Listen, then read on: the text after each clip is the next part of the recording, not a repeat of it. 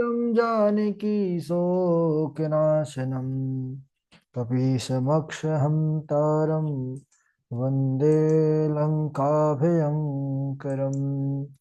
भक्ति भक्त भगवन्त गुरु चतुर्नाम वपुए इनके पद वंदन किए नासत विघ्न अनेक। बोलिए श्री राघवेंद्र सरकार की जय।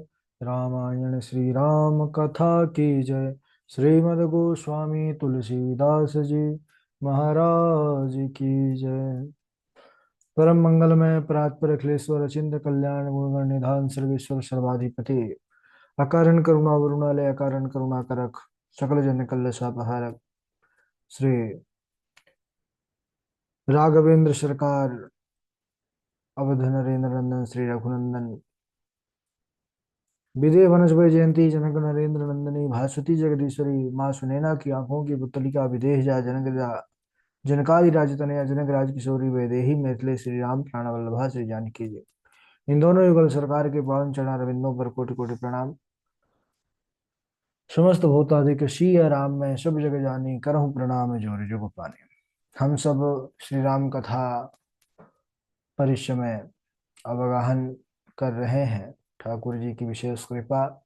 पूर्व दिवस पर चर्चा कर रहे थे कि भगवान श्री राघव लालजू महाराज पुष्पक विमान से अंगद हनुमान सभी के साथ महाराज विभीषण भी हैं और वह श्री अवध धाम पर आते हैं।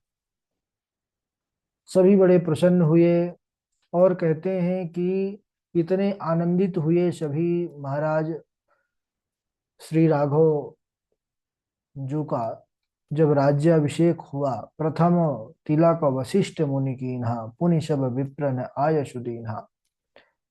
कहते हैं कि सब इतने आनंदित हुए राम राज्य में कि ब्रह्मानंद मगन कपि सबके प्रभु पद प्रीति जात न जाने दिवस तिन्ह गए मास सठ बीत। 6 महीने हो गए सब अपने घर को भी भूल गए। तब भगवान एक दिन बुलाए उनकी बड़ी प्रकार से जो है प्रशंसा किया और उनको बताया कि अब ग्रह जाहु सखा सब भजहु मोहि दृढ़ नेम सदा सर्वगत हित जानि करहूं अति प्रेम। कि आप लोग मेरी जितनी सेवा की है मैं उसका उपकार जो है कैसे करूं और ये ऋण कभी मैं उतार नहीं सकता। आप सबने घर का सुख छोड़ करके मेरे लिए निरंतर जो है मेरी सेवा में तत्पर रहे इसलिए मुझे विशेष प्रिय हो। और अब आप सब भी अपने अपने घर परिवार बाल बच्चे इनका ध्यान रखिए जाइए और मेरा भजन कीजिए। इधर भगवान श्री राम जी देखिए सुग्रीव भगवान इनसे मित्रता किए तो इनको भी उन्होंने बड़ा सुंदर सीख दिया है। क्योंकि तुलसीदास जी कहते हैं कि जीवन में मित्र हमारा कैसा होना चाहिए और अगर मित्र में जिसको हम मित्र बनाए हैं अपना सखा बनाए हैं अगर उनमें ऐसी बातें हैं तो वे हमारे मित्र हैं, अगर ऐसी बातें हैं तो हमारे मित्र नहीं है। बोले कैसे? बोले आगे कह मृदु वचन बनाई पाछे अनहित मन कुटलाई जाकर चित अहि गति समभाई यस कुमित्र परिहर ही भलाई। बोले जो सामने बना बना करके मीठी मीठी बातें करे और पीठ पीछे बुराई करे जिसके मन में कुटिलता है बोले ऐसे मित्र को हमेशा जो के लिए त्याग देना चाहिए, है ना। मित्र वह है महाराज जो हमेशा अपने सखा का हित चाहे, उसकी प्रसन्नता में उसकी प्रसन्नता हो और उसके दुख में उसका दुख हो। इस प्रकार प्रभु श्री राम जी ने सभी को विदा किया है। अच्छा, जब अंगद को भी विदा करने के लिए प्रभु आगे बढ़े तो उन्होंने प्रभु के चरणों को पकड़ लिया। तब अंगद उठी नाई सिरु, सजल नयन करि जोरी, अति विनीत बोले वचन, मनहु प्रेम रस बोरी। कहते हैं कि हे नाथ, मैं आपका गोद लिया बेटा हूं। मेरे पिता बाली ने मरते समय आपके गोद में मुझे सौंपा। बाली ने कहा था कि यह तनय मम सम, विनय बल कल्याण प्रभु पद लीजिए, गही बाह सुर नर नाह, आपन दास अंगद कीजिए।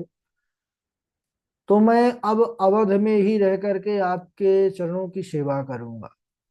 चाहे मुझे यहाँ पर आप कोई सेवा दे दीजिए, लेकिन मैं आपसे दूर नहीं जाना चाहूंगा। मोरे तुम प्रभु गुरु पितु माता, जाऊं कहाँ तजी पद जल जाता। प्रभु श्री राम जी अंगद जी के भाव को देख करके बड़े प्रसन्न हुए, उनको हृदय से लगा लिया, उनकी आंखों में जल भर आया और उन्होंने कहा कि देखो अंगद, ये तो तुम्हारा घर है, तुम कभी भी आ जा सकते हो, लेकिन यहाँ अगर रहोगे तो हमारी अपकीर्ति होगी कि देखो संसार कहेगा कि राम जी ने दिखाने भर के लिए अंगद को युवराज पद दे दिया और उनको सेवक बना लिया। नहीं, ये तो तुम्हारा घर है, कभी भी आ सकते हो। और दूसरी बात, तुम्हारी माता पहले से ही पति शोक में दुखी है, और तुम नहीं जाओगे तो पुत्र शोक और उनको जो है दुखी करेगा। तो इस प्रकार राम जी अनेकों प्रकार से कह करके उनको विदा किए हैं। और असी कही चले बाली सुत, फिर आयो हनुमंत, तासु प्रीति प्रभु सन कही, मगन भये भगवंत। इसके बाद हनुमान जी महाराज आकर के प्रभु से जब चर्चा किए तो प्रभु बड़े प्रसन्न हुए। राम राज्य में सभी लोग बड़े प्रसन्न हैं। राम राज बैठे त्रैलोका, हर्षित भय गए सब शोका, दैहिक दैविक भौतिक तापा, राम राज काहू नहीं व्यापा। तो राम राज्य में किसी को किसी प्रकार का कष्ट नहीं था सज्जनों, चाहे वह दैविक हो, भौतिक हो, दैहिक हो, दैविक हो और भौतिक हो, तीनों प्रकार के ताप दूर थे। सब लोग अपने अपने जो है धर्म आचरण से जो है निरंतर चलते थे। धर्म अपने चारों चरणों से युक्त था, किसी के मन में कोई पाप नहीं था। सब स्त्री पुरुष प्रभु की भक्ति पर लगे रहते थे। ना कोई अल्पायु होता था, ना कोई कभी किसी को पीड़ा होती थी। यह है राम राज्य। इसके बाद एक बार सनकादि कुमार आए हैं प्रभु का दर्शन करने के लिए, और भगवान का दिव्य दर्शन करके और उनका सुंदर ज्ञान प्राप्त करके फिर वह पुनः चले गए ब्रह्मलोक में। और भरत जी महाराज प्रभु राघव के चरणों को पकड़ करके एक बार उन्होंने संतों की महिमा सुनने के लिए निवेदन किया। तब प्रभु श्री राम जी ने संतों की महिमा यहाँ पर गाया है कि संतन के लक्षण सुनु भ्राता, अगणित श्रुति पुराण विख्याता, संत असंतनि के यस करनी, जिम कुठार चंदन आचरणी, काटई परशु मलय सुनु भाई, निज गुण दे सुगंध बसाई। संत असंत की पहचान उसकी करनी से है। कुठार की भांति असंत आचरण करते हैं और चंदन की भांति संत आचरण करते हैं। कुठार चंदन को काटता है, काटना कष्ट देने की परिकाष्ठा है सज्जनों। इसका भाव यह है कि दुष्ट लोग जैसे सबका अपमान करते हैं, सबका निरादर करते हैं, वैसे ही संत सबका सम्मान करते हैं, सुख देते हैं। संत तो महाराज दुष्टों को भी सुख देते हैं, उनका भी जो है कभी अमंगल नहीं करते। उमा संत की इह बड़ाई, मंद करत जो करहि भलाई। यानी जो नीच है उनका भी मंगल करते हैं। और देखिए, चंदन वृक्ष की महिमा तो बहुत है ना। चंदन और मनुष्य के जीवन का दर्शन करें तो चंदन जैसे कई प्रकार के दुष्ट प्राणियों से सेवित होता है, ऐसे ही मनुष्य के भी महाराज दुष्ट प्राणी उनको सेवित करके रखे हुए हैं, चारों ओर से घेर करके। मनुष्य के पास है काम क्रोध मद लोभ, और इधर चंदन भी मूलम भुजंगई शिखरम प्लवंगई शाखा विहंगई कुसुमान भृंगई आसेव्यते दुष्ट जनय समस्तन चंदनम मुंचति शीतलोत्तम। है ना। यानी चंदन के मूल में सर्प रहते हैं, शिखर पर बंदर रहते हैं, शाखाओं पर पक्षी, पुष्पों पर भ्रमर, फिर भी चंदन जो है इन दुष्ट प्राणियों से सेवित होने पर भी अपना स्वभाव जो है, जो उसका शीतलता है, सुगंधि प्रदान करना है, उसको नहीं छोड़ता। इसलिए वो प्रभु के मस्तक पर लगता है।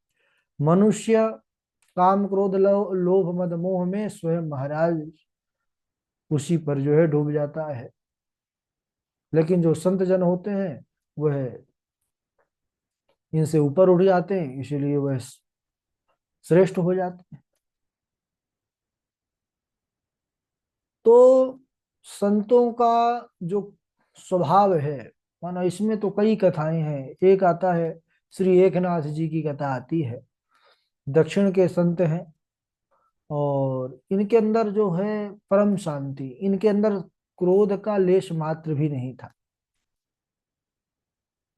तो यह गोदावरी में नित्य प्रति स्नान किया करते थे। तो एक जो है मुसलमान देखता है कि ये बड़े शांत है, चलो इनको परेशान किया जाए। तो एक बार वह जब स्नान करके लौट रहे थे तो उस पर उनके ऊपर एक जो है मुख में जल डाल करके कुल्ला किया और वह जल उनके ऊपर कर दिया। तब महाराज वह जाकर के दोबारा स्नान करते। तो वह तो परीक्षा लेना चाहता था कि शायद मैं देखूं, लोग कहते हैं कि इनको कभी क्रोध नहीं आता, ये कभी क्रोधित नहीं होते। तो उसने जो है 3 से 4 बार किया, फिर भी उसी प्रकार वह जाते चुपचाप स्नान करके लौट आए। एक बार इसने पूरे दिन में 108 बार ऐसा किया। 108 बार एक नाजी स्नान किए। तब जो है समझ गया कि अरे इससे तो ये तो बहुत बड़े संत हैं, और जाकर के वह चरणों में गिर करके क्षमा याचना करने लगा कि मुझे माफ कर दीजिए, नहीं तो मुझे कभी मेरा ईश्वर माफ नहीं करेगा। तब उन्होंने कहा कि नहीं नहीं, इसमें तुम्हारी कोई गलती नहीं है, आज तुम्हारी कृपा से मैं तो प्रतिदिन एक बार स्नान करके चला जाता था, लेकिन तुम्हारी कृपा से आज मुझे 108 बार स्नान करने को मिल गया गोदावरी में। तो ये होता है संतों का जो स्वभाव है ना। संत असंतन की यस करनी जिम कुठार चंदन आचरणी। है ना। चंदन का इसलिए उदाहरण देते हैं कि चंदन स्वयं तो शीतल होता है, लेकिन जिस काठ पर चंदन को घिसा जाता है उसको भी शीतल और सुगंधि से युक्त कर देता है। तो संत तो जहां पहुंच जाएंगे। हाँ, ये तो दुष्ट था पठान, लेकिन देखो यह भी प्रभावित हुआ और नतमस्तक हो गया। और असंत, संत असंत दोनों का यहाँ पर बतलाया है। सुनहु असंतन केर सुभाऊ भूलेउ संगीत करेउ न काऊ। यानी इस असंत की महिमा इसलिए बताए कि सावधान सतर्क रहना, अगर ऐसे लोग मिल जाएं तो इनका संग मत करना। उनके संग से सत्य शौच दया मौन बुद्धि लज्जा यश क्षमा सम दम ऐश्वर्यादि ये सब जो सद्गुण हैं ये नष्ट हो जाते हैं।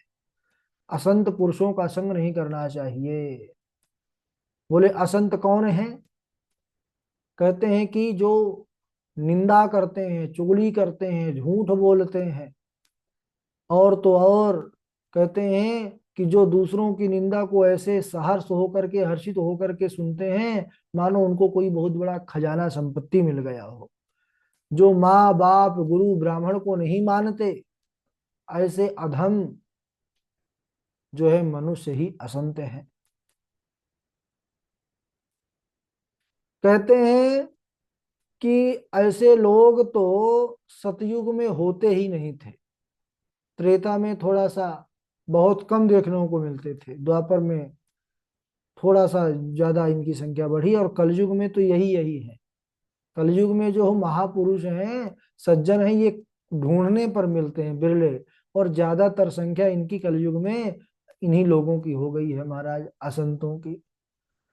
परहित सरिस धर्म नहीं भाई, पर पीड़ा सम नहीं अधमाई। निर्णय सकल पुराण वेद कर, कह्यों तात जान्यो को विद नर। देखिए यहाँ पर स्पष्ट करते हैं श्री रामचंद्र भगवान भरत जी महाराज से कि दूसरों के हित करने के समान कोई धर्म नहीं है, दूसरों को पीड़ा देने के समान कोई पाप नहीं है। इसीलिए जीव मात्र में भगवत दर्शन करते हैं हमारे महापुरुष लोग, किसी को कभी कोई कष्ट ना हो हमारे द्वारा। वेदों के विभाग करने वाले सभी पुराणों के रचयिता व्यास जी ने यही कहा है, अष्टादश पुराणेषु व्यासस्य वचनद्वयम् परोपकारः पुण्याय पापाय परिपीडक। सभी धर्मों का जो श्रेय है वह है परोपकार, दूसरों का उपकार है। दूसरों को जो है प्रसन्नता दे सकते हैं तो ठीक है, लेकिन दूसरों को कष्ट देना, पीड़ा देना, ये सबसे बड़ा पाप है। श्री रामचंद्र जी भरत जी महाराज से कहते हैं कि सुनहु तात माया कृत, गुण और दोष अनेक। ना तो सब गुण कहे जा सकते हैं, गुण भी बहुत है, ना दोष कहे जा सकते हैं, दोष भी बहुत है। तो ये दोनों माया के कार्य हैं, इनकी संख्या नहीं है। इस मायिक संसार में इंद्रियों की गति जहां तक देखना, सुनना और जानना है, वह सभी माया है। यानी हम जितना सोच सकते हैं, जितना देख सकते हैं, जहां तक चल सकते हैं, जो भी क्रिया कर सकते हैं, ये सब संसार में माया ही है। और यह माया अपरंपार है, इसको कोई जो है तो पार नहीं पा सकता है। माया है तो मिथ्या, फिर भी यह सत्यवत प्रतीत होती है। ब्रह्म सत्यम जगत मिथ्या। सत्य कौन है? बोले सत्य तो ब्रह्म ही है ना। तो हम सबको यह समझना चाहिए कि यह मनुष्य तन बड़ा जो है दुर्लभ है, फिर भी हम सबको भगवान के अनुग्रह से प्राप्त हुआ है। तो हम सब हमेशा जो है परमात्मा के मार्ग पर चलते रहे। और यहाँ पर प्रभु श्री राम जी ने भी उपदेश किया है कि बड़े भाग्य मानुष तन पावा, सुर दुर्लभ सब ग्रंथ निगावा। साधन धाम मोक्ष कर द्वारा, पाई न जेहि परलोक सवारा। अरे बड़े भाग्य से यह मनुष्य शरीर मिला है। सब ग्रंथों का यही कहना है कि मनुष्य जो शरीर है, ये बड़े ही पुण्यों के बाद प्राप्त होता है। यह साधन का धाम और मोक्ष का दरवाजा है ना। हम इसमें साधन करके, यत्न करके मोक्ष को प्राप्त कर सकते हैं। 84 लाख योनियों से जो भटकने से है मुक्ति पा सकते हैं, है ना। और इसमें अपना दोष ना समझकर वह काल कर्म पर जो दोष लगाता है, वह मिथ्या ही है। क्यों? क्योंकि मनुष्य शरीर मिला है, हम यत्न कर सकते हैं, लेकिन हम कुछ करेंगे ही नहीं। सारा दोष दे देंगे, अरे भगवान ने हमारे जीवन में ऐसा ही लिखा है, ऐसा ही लिखा है। तो बस देते रहिए ईश्वर को मिथ्या दोष। मैं भगवान ने तो आपको जो है इतना अच्छा अवसर दे दिया, मनुष्य शरीर। अब आपको करना है, आप क्या कर पा रहे हैं, ये विचार करने वाली बात है। इसके आगे फिर हम और जो मनुष्य शरीर की दिव्यता है उसको हम अगले दिवस श्रवण करेंगे। आज यहीं तक। बोलिए श्री राघवेंद्र सरकार की। चलिए चौपाई सुना दीजिए।